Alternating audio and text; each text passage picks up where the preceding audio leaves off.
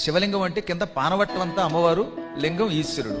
శివుడు ఎక్కడుంటే అక్కడ అమ్మ ఉంటుంది, అమ్మ ఉంటే శివుడు ఉంటాడు. ఆ ఇద్దరికి అభేదం. ఒకప్పుడు శివుడు అంధకుడు అని ఒక రాక్షసుడిని సంహరించి కైలాసానికి వచ్చాడు. రాగానే మొత్తం అక్కడున్న ప్రమథ గణాలు, అమ్మవారి దగ్గర ఉన్న మాలిని వంటి గణాలు అందరూ కూడా శివుడికి మంగళహారతి పలికారు. పార్వతి చిరునవ్వు నవ్వుతూ శివుడి దగ్గరకు వచ్చి, ఏమండి ఈ జనమందరూ మీకు తెగ హారతి పడుతున్నారు, మీరు ఏమి చేశారండి అంది. అంధకుడనే ఒక భయంకర రాక్షసుడిని చీల్చి చెండాడాను అన్నాడు ఆయన. వాణ్ణి చంపే ముందు ఏం చేశారండి అన్నది ఆవిడ. ఓహో, వాణ్ణి కాలుతో తొక్కి చంపారు.